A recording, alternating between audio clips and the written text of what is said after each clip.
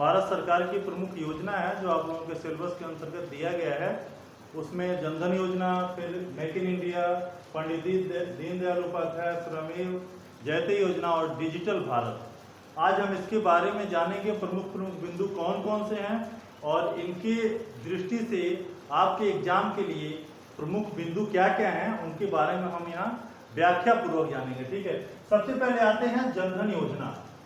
जनधन योजना की घोषणा सबसे पहले हमारे आदरणीय प्रधानमंत्री जी ने, जो इस समय भी हैं वर्तमान प्रधानमंत्री आदरणीय नरेंद्र मोदी जी ने 15 अगस्त 2014 को जनधन योजना की शुरुआत की थी, जिसका मेन उद्देश्य था कि देश के प्रत्येक व्यक्तियों का एक अपना व्यक्तिगत खाता संख्या हो और वो अपना जो भी सेविंग पैसा इकट्ठा करते हैं वो उसमें जमा कर सकें और उस खाते से इनको बीमा का भी लाभ मिल सके। तो यहाँ पर देखेंगे जो जनधन योजना की घोषणा हुई थी वो 15 अगस्त 2014 को हुई थी, ये घोषणा हुई थी, जबकि शुरुआत इसका 28 अगस्त 2015 को, मतलब ये 2014 है, सॉरी 28 अगस्त 2014 को इसकी शुरुआत हुई थी।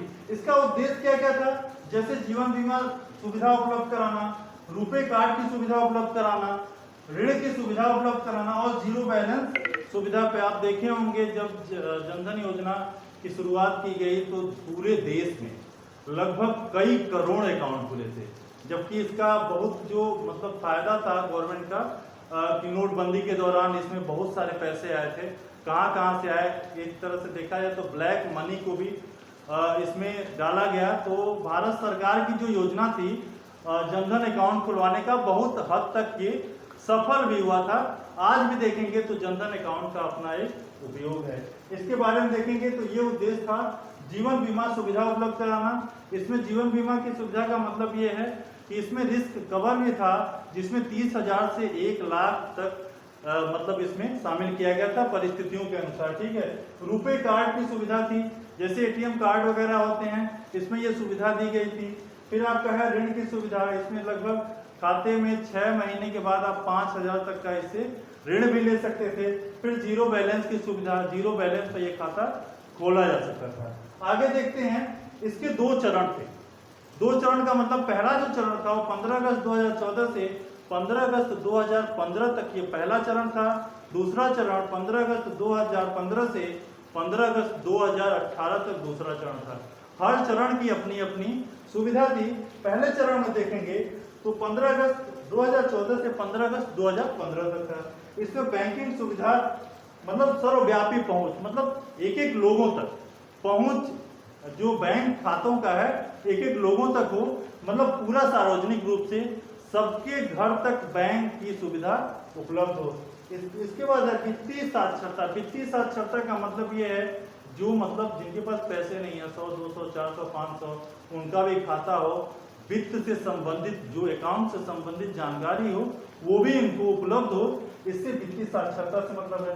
किसान कार्ड की सुविधा भी इसमें प्रथम चरण में उपलब्ध कराई गई थी।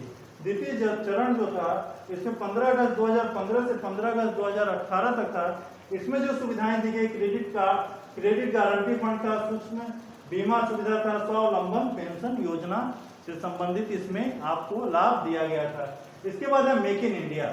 जैसा कि आप जानते हैं कि अभी भारत में जो वर्तमान दौर चल रहा है, हमारे आदरणीय प्रधानमंत्री जी आत्मनिर्भरता की बात कर रहे हैं। इसमें make in India, digital Bharat का बहुत महत्वपूर्ण स्थान है।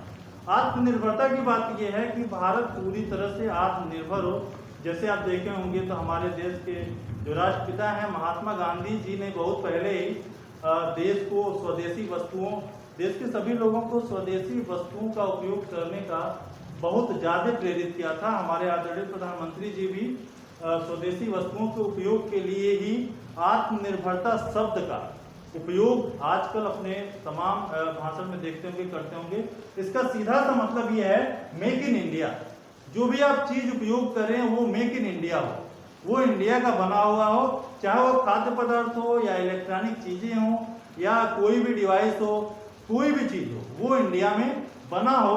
तो मेक इन इंडिया का या आत्मनिर्भरता का जो हमारे प्रधानमंत्री जी उपदेश दे रहे हैं, तो इसका मेक इन इंडिया से महत्वपूर्ण स्थान। देखिए 25 सितंबर 2014 को इस योजना की शुरुआत की गई थी। इसका मेन उद्देश्य था राज्य और केंद्र स्तर पर औद्योगिक इकाइयों को और ज्यादा प्रेरित करना। जैसे मान लीजिए राज्य स्तर पे औद्योगिक इकाइयां हैं, केंद्र स्तर पे औद्योगिक इकाइयां हैं, तो इनको प्रेरित करना कि अधिक से अधिक अपना उत्पादन बढ़ाएं, जिससे देश आत्मनिर्भर बन सके और सारी चीजों की जो सुविधा है वो अपने देश में उत्पादित हो सके। जैसे देखे होंगे तो भारत में तमाम चीजें बाहर से आयात की जाती हैं, तो वो चीजें भारत में अगर उत्पन्न हो सकती हैं तो वो उत्पन्न यहाँ पे किया जा सके। जैसे देखेंगे तो चाइनीज चीजों का हमारे बाजार पर बहुत ज्यादा प्रभाव पड़ता है, तो उस पर निर्भरता कम हो। अभी बीच में जो हमारे गलवान में सैनिक शहीद हुए, उससे पूरे भारत में एक तरह से चीनी सामानों के प्रति बहिष्कार का जो मुद्दा उठा, तो उस समय भी प्रधानमंत्री जी ने आत्मनिर्भरता की बात की और एक तरह से देखा जाए तो ये भारत के लिए बहुत लाभकारी है। ठीक है, ये मेक इन इंडिया के तहत ही आत्मनिर्भरता आता है, ये बिल्कुल पूरी तरह से क्लियर है। आगे देखेंगे पंडित दीनदयाल उपाध्याय श्रमेव जयते योजना, इसकी शुरुआत हुई थी 18 अक्टूबर 2014 को। कौन किया था? प्रधानमंत्री आदरणीय नरेंद्र मोदी जी ने ही किया था। इसका देखेंगे, इसके अंतर्गत 5 योजनाएं मतलब दी गई, जिसमें आकस्मिक निरीक्षण योजना, श्रम सुविधा पोर्टल, प्रशिक्षु प्रोत्साहन योजना, सार्वभौमिक खाता संख्या योजना, राष्ट्रीय स्वास्थ्य बीमा योजना। इन योजनाओं को शामिल किया गया। इसका श्रम मंत्रालय के द्वारा इस योजनाओं की देखरेख की जाती है, जिसमें आकस्मिक निरीक्षण योजना मतलब अगर कोई कार्य हो रहा है तो उसमें आकस्मिक निरीक्षण हो कि काम सही ढंग से हो रहा है कि नहीं हो रहा है। श्रम सुविधा पोर्टल, अगर श्रम विभाग में कोई श्रमिक मतलब उसको पोर्टल पे है या ऑनलाइन है तो उसको अधिक से अधिक सुविधा मिलती है, ये भी एक योजना है। प्रशिक्षु प्रोत्साहन योजना, जो लोग कार्य कर रहे हैं उसको प्रोत्साहन बनाने के लिए भी योजना आई थी। सार्वभौमिक खाता संख्या योजना, जो ऐसा खाता हो जो सार्वभौमिक रूप से मतलब उपयोग में लाया जा सके। फिर है राष्ट्रीय स्वास्थ्य बीमा योजना। अगला है डिजिटल भारत। डिजिटल भारत का सीधा सा मतलब है 1 जुलाई 2015 को दिल्ली में इसका एक समारोह आयोजित किया गया, जिसकी अध्यक्षता हमारे आदरणीय प्रधानमंत्री नरेंद्र मोदी जी ने किया था। अब इसमें देखेंगे तो इसमें कई सारे मतलब बड़े बड़े जो इंडस्ट्रीज हैं उसके मतलब सीईओ या अध्यक्ष शामिल होते। जैसे देखेंगे तो टाटा इंडस्ट्रीज के जो उस समय चेयरमैन थे साइरस मिस्त्री, वो इसमें प्रतिभाग किए थे। फिर देखेंगे तो रिलायंस के जो ये हैं अध्यक्ष हैं, उसमें मुकेश अंबानी जी भी प्रतिभाग किए थे।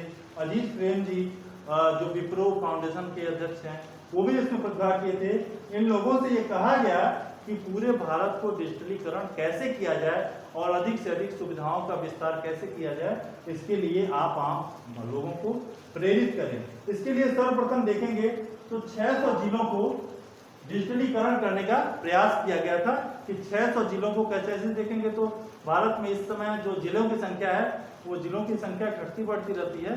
कुछ समय पहले 644 थे, इस समय 730 तक लगभग भारत में जिलों की संख्या हो गई है। तो 600 जिलों को डिजिटलीकरण करने का प्रयास इसके अंतर्गत किया गया। तो ये प्रमुख योजनाएं थी भारत सरकार की, जो आप लोगों के सिलेबस में थी और बताई गई थी। नमस्कार।